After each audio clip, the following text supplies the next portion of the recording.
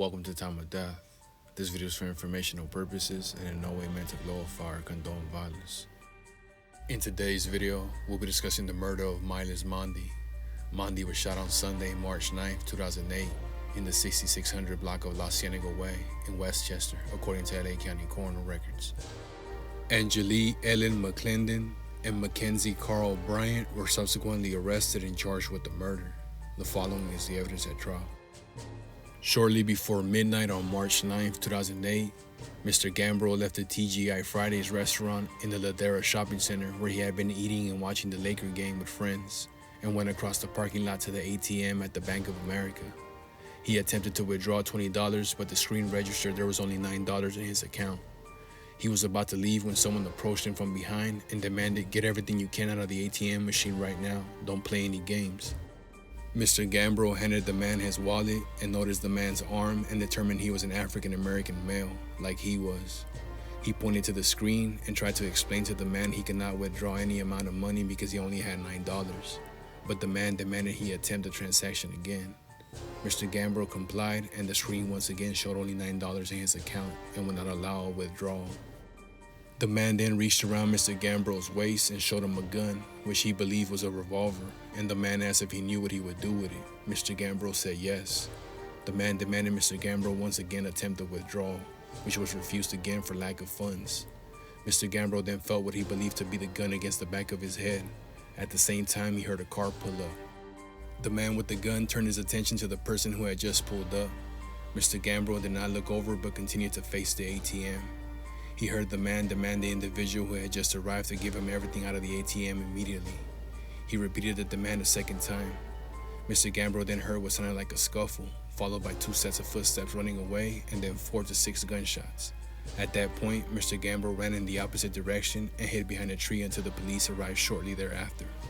Victim Miles Mondi was the man who arrived at the ATM while Mr. Gambro was being ordered at gunpoint to attempt a withdrawal. After being shot by the man with the gun, Mr. Mondi ran into the Ralph's grocery store located in the shopping center where he collapsed.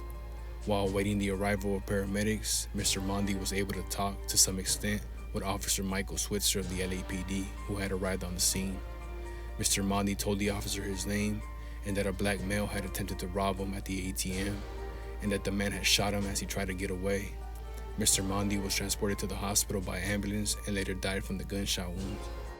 T. Thomas lived in the apartment near the Ladera shopping center. Sometime after 11:30 p.m. on March 9, 2008, she was at home talking on the phone when she heard approximately 4 loud pops. She went to the window and saw a man running toward the Ralph's grocery store. She turned to check on her children and then looked out the window again and saw a man getting into a passenger side of a gray station wagon. He appeared to be African American. Mrs. Thomas didn't recognize the car as belonging to any neighbors and thought it seemed suspicious.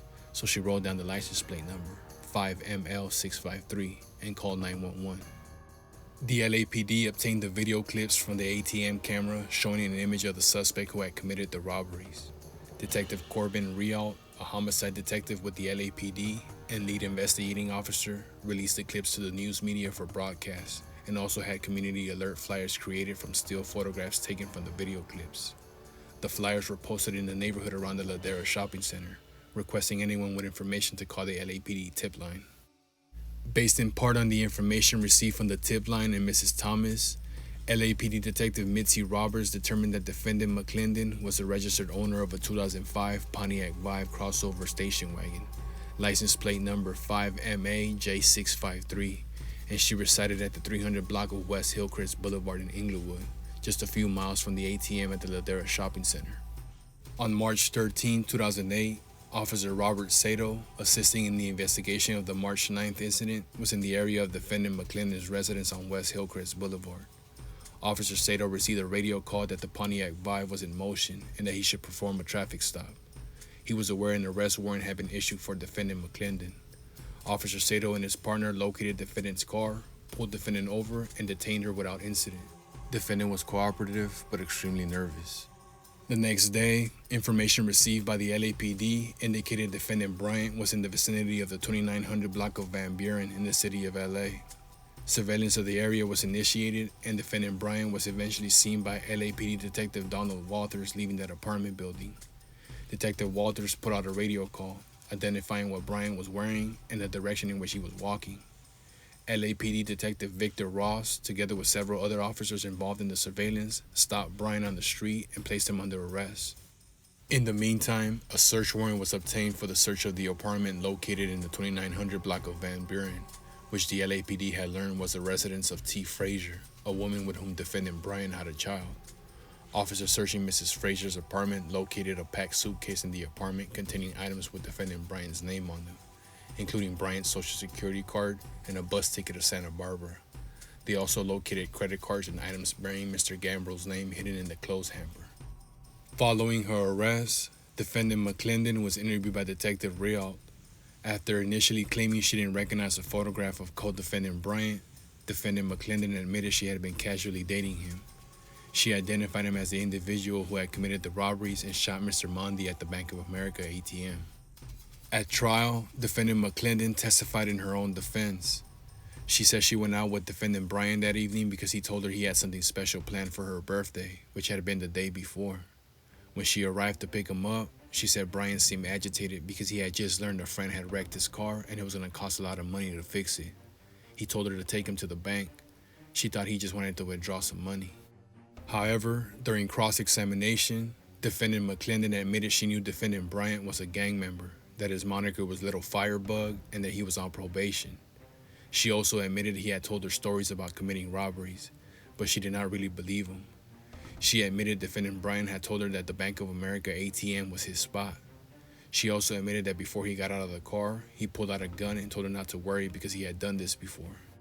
She said Bryant did not tell her he was going to rob someone, but when they pulled up to the bank, she just knew in the back of her mind that he was going to commit a robbery. It was his MO to rob people at the ATM, get them while they're getting the money.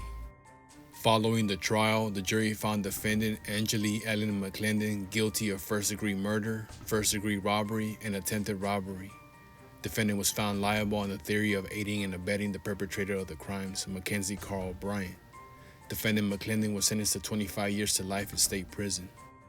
A jury found defendant Mackenzie Carl Bryant guilty of murder, as well as possession of a firearm by a felon, first-degree robbery, and attempted first-degree robbery.